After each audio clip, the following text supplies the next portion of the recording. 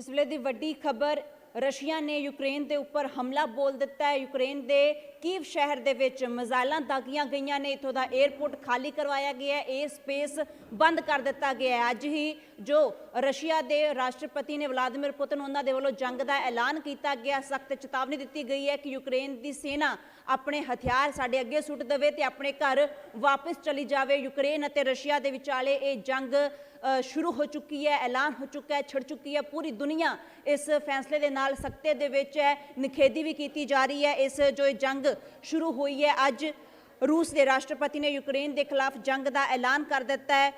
राष्ट्रपति पुतिन ने नाटो को धमकी दी है कि जेकर यूक्रेन का साथ दिता गया तो नतीजे भुगतने होंगे। हालांकि पुतिन ने साफ किया है कि उन्हों का यूक्रेन पर कब्जा करने का इरादा नहीं है। रूसी राष्ट्रपति का कहना है कि यूक्रेनी सेना हथियार अगे सुटे तो वापस चली जाए। इस वक्त UN के रूस यूक्रेन के मुद्दे पर मीटिंग भी चल रही है, अजिहे पुतिन की इस एक्शन का जवाबी कदम भी चुकिया जा सकता है। इस बयान के तुरंत बाद ही यूक्रेन के विच विद्रोहियों के जो अधिकार वाले इलाके ने, कब्जे वाले इलाके ने, उत्थे वड्डे धमाकियां की रिपोर्ट सामने आई है। राजधानी कीव दे विच वड्डे धमाकियां दी रिपोर्टां सामने आईयां ने। रिपोर्टां के मुताबक इत्थे 2 धमाके सुने गए ने। रूसी सिपाही क्रीमिया के रास्ते यूक्रेन के विच जा वड़े ने। बॉर्डर के उपर 2 लाख तो ज़्यादा रूसी सिपाहियों को तैनात किया गया है। पुतिन ने ऐलान UNSC की बैठक के विच कीता। इस बैठक रूस यूक्रेन के विचाले जो स्थिति बनी हुई है उस दे उपर आधारित सी। हुण रूस ते वड्डा एक्शन लैण का फैसला लिया जा सकता है। इस वक्त की वड्डी खबर, रशिया और यूक्रेन के विचाले जंग शुरू हो चुकी है। रशिया ने जंग का ऐलान किया, इत्थों के कीव शहर के विच मिसाइलां दागणियां भी शुरू कर दित्तियां ने, हमला शुरू कर दिता है, जिस दे चलते कीव एयरपोर्ट नूं खाली करवाया गया। हमले के बाद यूक्रेन की एयर स्पेस नूं बंद कर दिता गया। कोई हवाई आवाजाही इत्थों ना आवेगी ना जाएगी, पूरा एयर स्पेस बंद कर दिता गया है।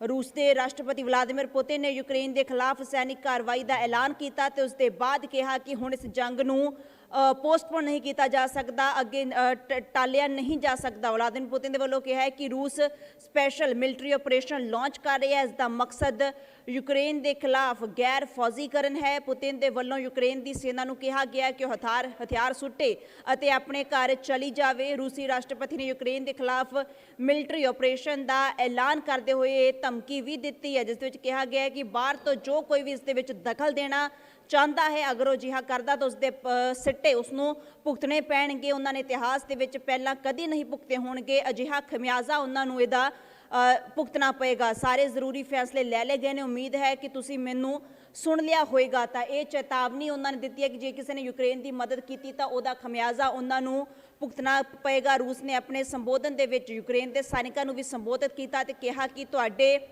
जो वड्डे वडेरे सन वो लड़ाइयां लड़े सी, कीव दे नाजियों के ऑर्डर ना मनो, अपने हथियार रखो तो घर जाओ। उत्थे ही नाटो नूं पुतिन ने कहा है कि इसका जो भी परिणाम आए असी तैयार हाँ, असी अपने वल्लों फैसला ले लिया है। तो पूरी दुनिया इस वक्त चिंता दे विच है। काफ़ी ज़्यादा जो भारतीय लोग ने उन्होंने भी देश वापस लियाउण की कार्रवाई कुछ दिन तो चल रही सी स्पैशल प्लेन्स के जरिए।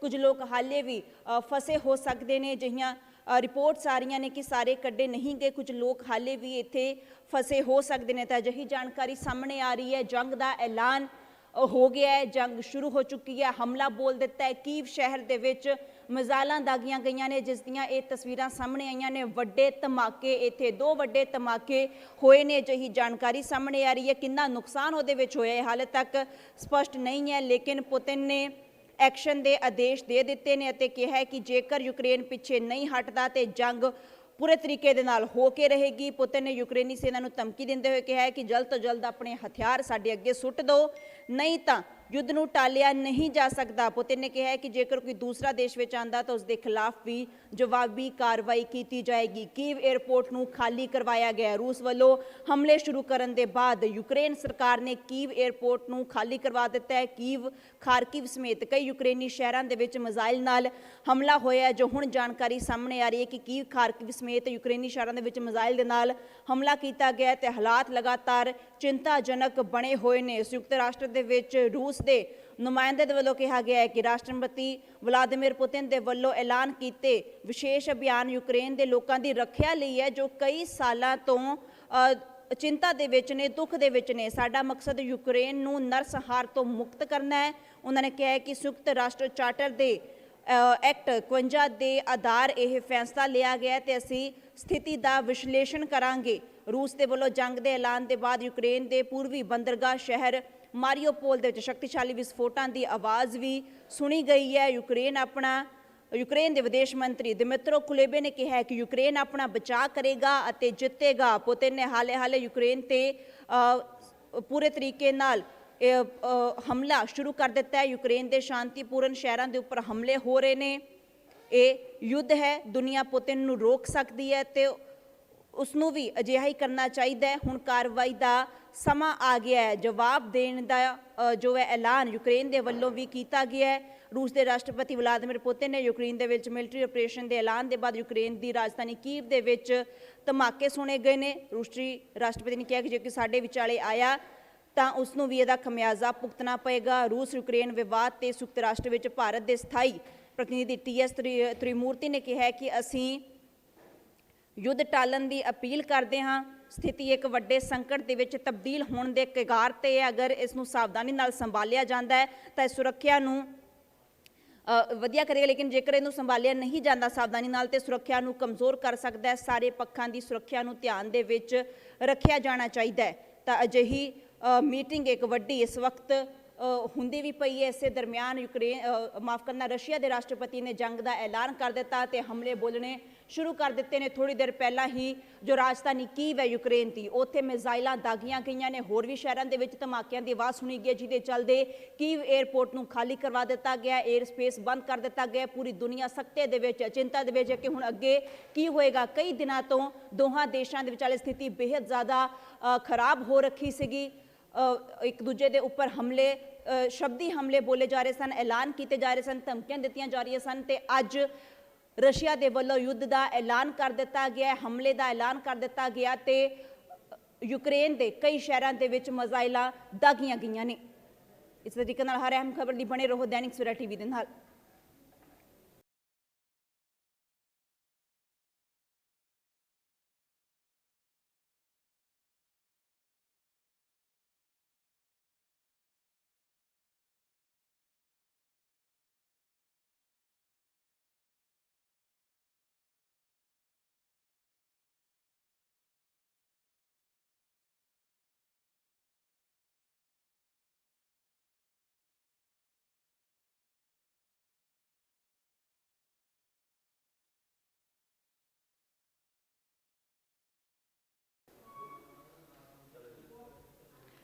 तो व्लादिमीर पुतिन के वलों कहा गया है कि साडा यूक्रेन के उपर कब्जा करने का कोई मकसद नहीं है।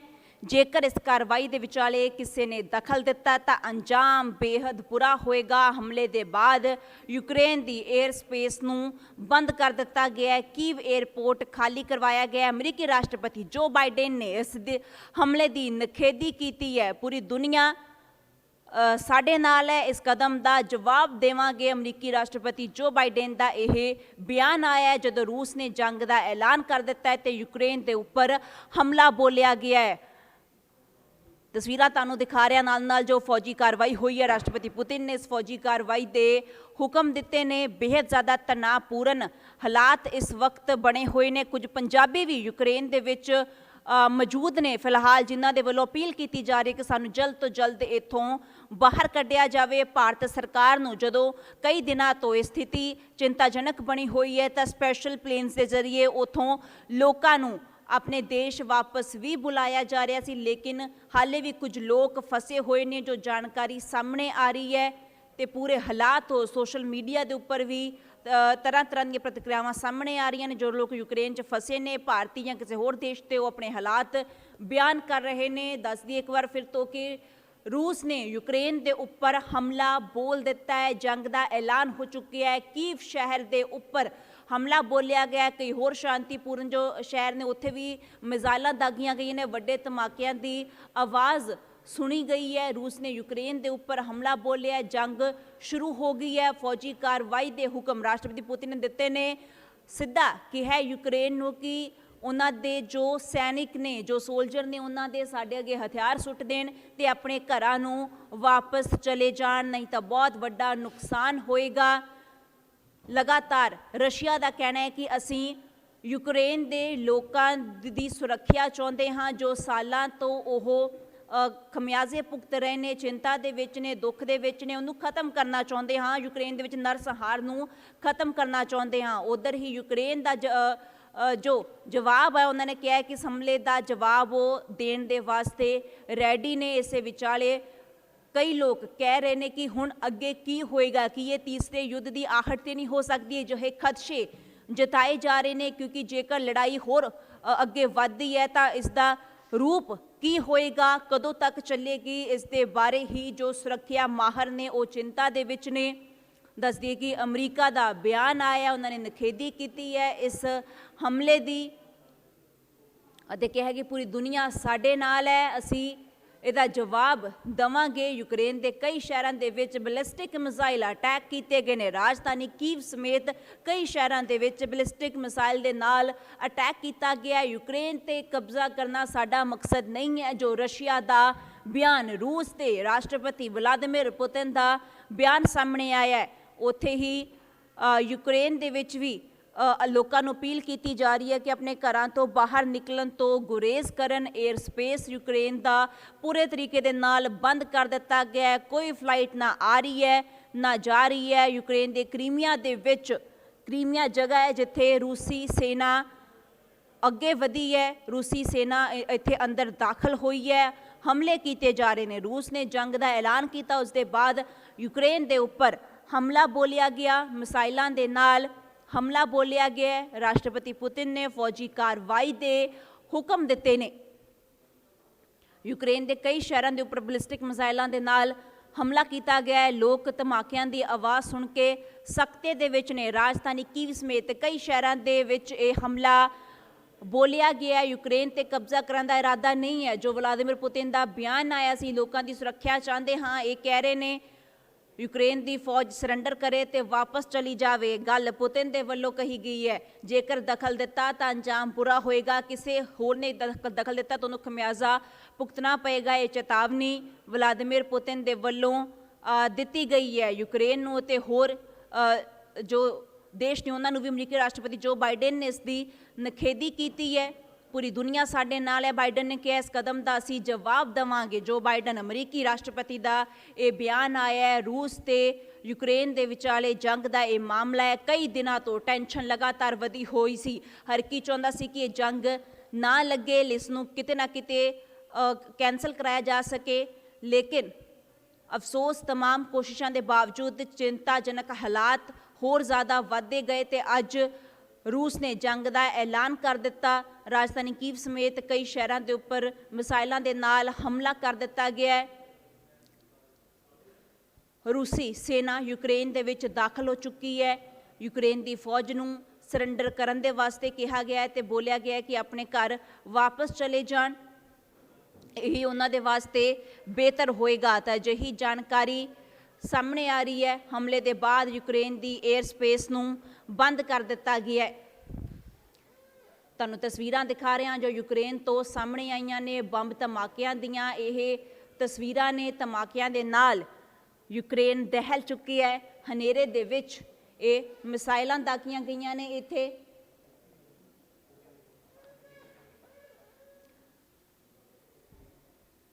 तस्वीरां तुसीं देख पा रहे हो जो यूक्रेन दीयां तस्वीरां ने जिथे रशिया दे वल्लों हमला किया गया है। कई दिनों तो इस तरीके के हालात बने हुए सन, बेहद चिंताजनक हालात, ते अज रशिया ने जंग का ऐलान कर दिता।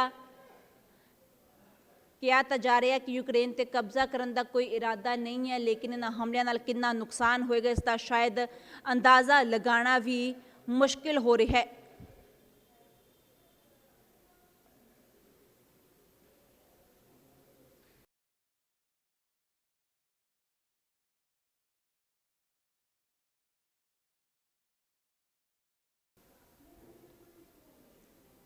इस विचले दस दी कि यूक्रेन के विदेश मंत्री दिमित्रो कुलेबा ने कहा है कि यूक्रेन अपना ਬਚਾਅ ਕਰੇਗਾ ਅਤੇ ਜਿੱਤੇਗਾ। ਪੁਤਿਨ ਨੇ ਹੁਣੇ ਯੂਕਰੇਨ ਤੇ ਪੂਰੇ ਤਰੀਕੇ ਦੇ ਨਾਲ ਹਮਲਾ ਬੋਲ ਦਿੱਤਾ ਹੈ। ਯੂਕਰੇਨ ਦੇ ਸ਼ਾਂਤੀਪੂਰਵਕ ਸ਼ਹਿਰਾਂ ਦੇ ਉੱਪਰ ਹਮਲੇ ਹੋ ਰਹੇ ਨੇ।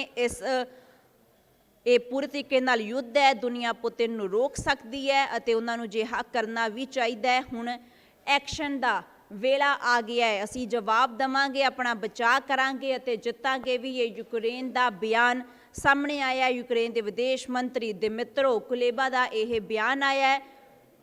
ਪੁਤਿਨ ਨੇ ਜਿਵੇਂ ਹੀ ਐਲਾਨ ਕੀਤਾ ਜੰਗ ਦਾ ਤਾਂ ਤੁਰੰਤ ਹਮਲੇ ਸ਼ੁਰੂ ਕਰ ਦਿੱਤੇ ਗਏ। ਲੱਖਾਂ ਦੀ ਤਾਦਾਦ ਦੇ ਵਿੱਚ ਬਾਰਡਰ ਦੇ ਉੱਪਰ ਜੋ ਰਸ਼ੀਆ ਦੇ ਸੈਨਿਕ ਨੇ ਉਹਨਾਂ ਨੂੰ ਤੈਨਾਤ ਕੀਤਾ ਗਿਆ ਹੈ।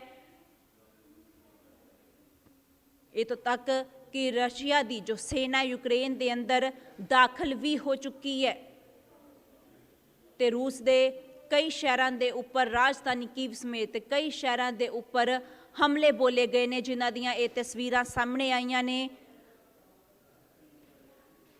ਕਈ ਪੰਜਾਬੀ ਵੀ ਯੂਕਰੇਨ ਦੇ ਵਿੱਚ ਹਾਲੇ ਤੱਕ ਫਸੇ ਹੋਏ ਨੇ, ਜੋ ਸੋਸ਼ਲ ਮੀਡੀਆ ਦੇ ਉੱਪਰ ਹੱਡਬੀਤੀ ਸਾਂਝੀ ਕਰ ਰਹੇ ਨੇ। ਕਾਫੀ ਲੋਕਾਂ ਨੂੰ ਭਾਰਤ ਸਰਕਾਰ ਦੀ ਕੋਸ਼ਿਸ਼ ਸੀ ਕਿ ਆਪਣੇ ਹਰ ਨਾਗਰਿਕ ਨੂੰ ਉੱਥੋਂ ਕੱਢਿਆ ਜਾਵੇ, ਦੇਸ਼ ਬੁਲਾ ਕੇ ਸੁਰੱਖਿਆ ਦਿੱਤੀ ਜਾਵੇ, ਸੁਰੱਖਿਅਤ ਥਾਂ ਤੇ ਉਹਨਾਂ ਨੂੰ ਲਿਆਂਦਾ ਜਾਵੇ, ਆਪਣੇ ਦੇਸ਼ ਵਿੱਚ ਲਿਆਂਦਾ ਜਾਵੇ। ਇਸ ਲਈ ਕੁਝ ਫਲਾਈਟਸ ਵੀ ਚਲਾਈਆਂ ਗਈਆਂ ਸਨ, ਲੇਕਿਨ ਹਾਲੇ ਵੀ ਕੁਝ ਲੋਕ ਉੱਥੇ ਫਸੇ ਹੋਏ ਨੇ ਤੇ ਇੱਧਰ ਰਸ਼ੀਆ ਦੇ ਵੱਲੋਂ ਹਮਲਾ ਬੋਲ ਦਿੱਤਾ ਗਿਆ। ਮਿਜ਼ਾਈਲਾਂ ਦਾਗ ਦਿੱਤੀਆਂ ਗਈਆਂ ਨੇ ਯੂਕਰੇਨ ਦੇ ਉੱਪਰ। ਯੂਕਰੇਨ ਦਾ ਜਵਾਬ ਆਇਆ ਹੈ ਕਿ ਅਸੀਂ ਆਪਣਾ ਬਚਾਅ ਕਰਾਂਗੇ ਅਤੇ ਜਿੱਤਾਂਗੇ ਵੀ। ਬੈਲਿਸਟਿਕ ਮਿਜ਼ਾਈਲਾਂ ਦੇ ਨਾਲ ਰਸ਼ੀਆ ਦੇ ਵੱਲੋਂ ਹਮਲਾ ਬੋਲਿਆ ਗਿਆ ਹੈ।